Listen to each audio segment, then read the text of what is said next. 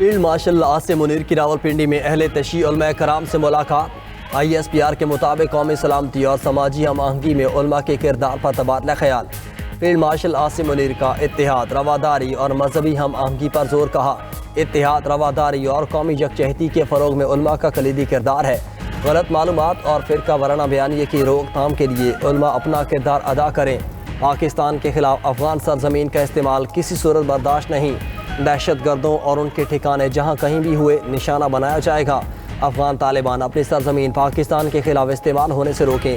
پاکستان میں تشدد کی اجازت نہیں دی جائے گی۔ مذہبی جذبات کو تشدد بھڑکانے کے لیے استعمال نہیں ہونا چاہیے۔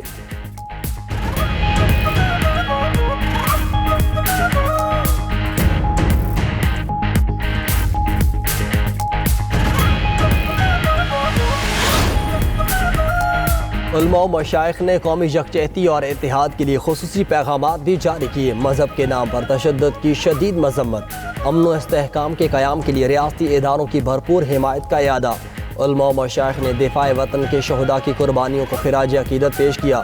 علماء کرام نے خطے میں کشیدگی میں کمی کے لیے پاک افواج کے کردار کو سراہا۔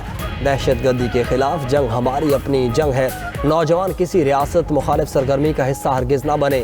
ہر گاؤں سے 20 افراد محاذ پر افواج پاکستان کے شانہ بشانہ لڑیں گے۔ ہمارے لیے پاکستان کی سالمیت سب سے مقدم ہے۔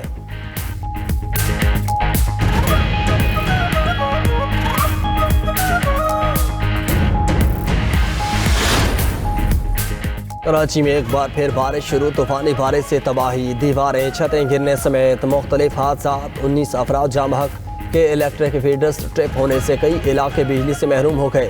سب سے زیادہ بارش کرنگی میں 55.6 ملی میٹر ریکارڈ کی گئی۔ سندھ کے دیگر علاقوں میں بھی جل تھل ایک ہو گیا۔ حیدرآباد میں موسلادھار بارش، نشیبی علاقے زیر آب آ گئے۔ میرپور خاص، سجاول، عمرکوٹ اور ٹھٹھہ میں طوفانی بارش، متعدد مکان اور چھتیں گر گئیں۔ لاہور اور گردنواہ میں بھی بادل برس پڑے۔ بلوچستان اور خیبر پختونخوا کے مختلف علاقوں میں بھی مرکرت برسی۔ ضلع خیبر میں بارش کے باعث مکان کی چھت گر گئی۔ ایک خاتون جاں بحق، 4 بچوں سمیت 5 افراد زخمی۔ محکمہ موسمیات کی آئندہ 24 گھنٹوں میں مزید بارشوں کی پیش گوئی۔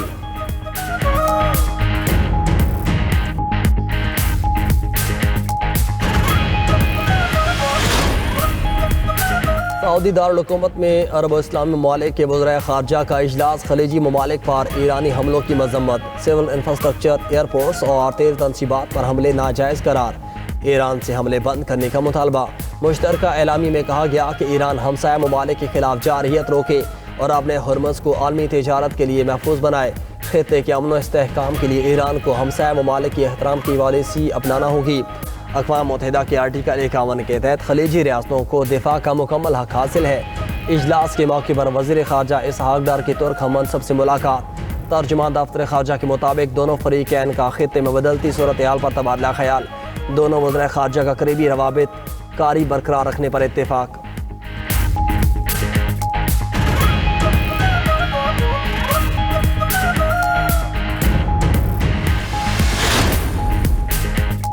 ایران کو اپنے غلط اندازوں کا جائزہ لینا چاہیے، سعودی وزیر خارجہ فیصل بن فرحان نے کہا۔ پڑوسی ممالک پر حملوں سے ایران کچھ حاصل نہیں کر سکے گا۔ توانائی کی تنصیبات پر حملوں سے عالمی معیشت متاثر ہوگی۔ ایران اپنے پڑوسیوں کے ساتھ بات چیت پر یقین نہیں رکھتا۔ ایران پڑوسیوں پر دباؤ ڈالنے کی کوشش کر رہا ہے۔ سعودی عرب کسی بھی قسم کے دباؤ کے سامنے نہیں جھکے گا۔ ایران کا دباؤ خود اسی کے لیے نقصان دہ ثابت ہوگا۔ خلیجی ممالک پر حملوں کا خاتمہ سعودی عرب کی اولین ترجیح ہے۔ ہماری بنیادی توجہ خلیجی ممالک پر حملے رکوانے پر ہے۔ حملے رکوانے کے لیے تمام سیاسی، معاشی اور سفارتی ذرائع استعمال کریں گے۔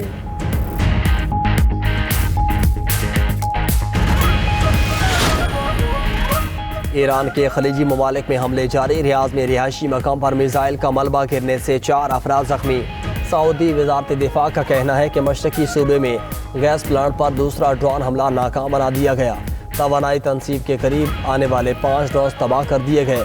متحدہ عرب امارات کے ابشان گیس فیلڈ میں آپریشنز معطل۔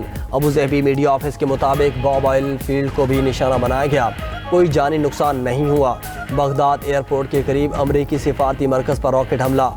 عراق کے کرکوک ایئر بیس پر بھی میزائل حملہ۔ بحرین میں بھی خطرے کے سائرن بجنے لگے۔ ادھر قطر نے ایرانی سفارت خانے کے ملٹری اتاشی اور عملے کو ناپسندیدہ قرار دے دیا، عملے کو 24 گھنٹے میں قطر چھوڑنے کا حکم۔ ایران کے ساؤتھ پارس گیس فیلڈ پر حملہ اسرائیل نے کیا، امریکہ اور قطر کا کوئی کردار نہیں تھا۔ امریکی صدر ڈونلڈ ٹرمپ کا سوشل ٹروتھ پر بیان، کہا کہ امریکہ کو اس حملے کی پیشگی اطلاع نہیں تھی، قطر بھی اس سے مکمل طور پر لاعلم تھا۔ اسرائیل کی جانب سے اس گیس فیلڈ پر مزید حملے نہیں کیے جائیں گے۔ ٹرمپ نے خبردار کیا کہ اگر ایران نے قطر کو نشانہ بنایا تو امریکہ سخت رد عمل دے گا، ضرورت پڑنے پر ساؤتھ پارس گیس فیلڈ کو مکمل طور پر تباہ کر سکتے ہیں۔ ادھر اقوام متحدہ میں چین نے شام کے مسئلے کے پرامن حل اور مشرق وسطی میں فوری جنگ بندی کا مطالبہ کر دیا۔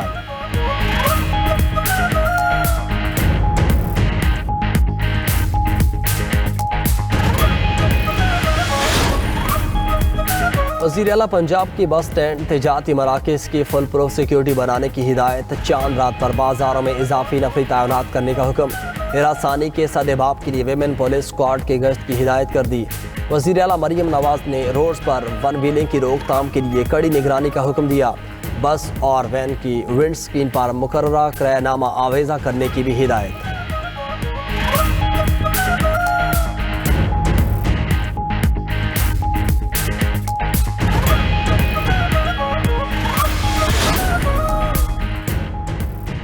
وزیر اعلیٰ سندھ کی زیر صدارت پانی فراہمی منصوبوں کی پیش رفت پر اجلاس، کراچی کے اہم اور بڑے آبی انفراسٹرکچر منصوبوں پر کام تیز کرنے کی ہدایت، کہا کراچی میں پانی کے نظام کی بہتری صوبائی حکومت کی اولین ترجیح ہے، بڑھتی آبادی کو ایک جدید اور مؤثر واٹر سپلائی سسٹم درکار ہے۔ وزیر اعلیٰ سندھ کی گنجان آباد علاقوں میں کام کی رفتار برقرار رکھنے کی ہدایت۔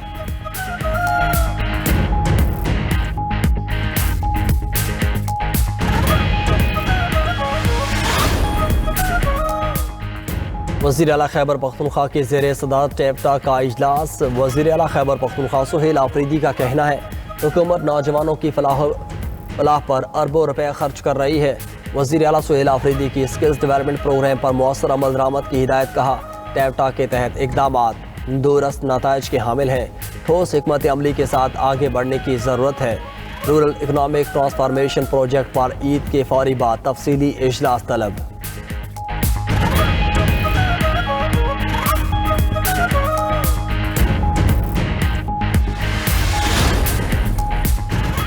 اور پاکستان میں رویت ہلال کمیٹی کا اجلاس آج غروب آفتاب کے بعد ہوگا۔ اسپارکو کے مطابق شوال کا نیا چاند صبح 6:23 پر پیدا ہوا۔ غروب آفتاب کے وقت چاند کی عمر تقریباً 12 گھنٹے 41 منٹ ہوگی۔ شام کو شوال کا چاند نظر آنے کے امکانات کم ہیں، متوقع طور پر عید الفطر ہفتہ 21 مارچ کو ہوگی۔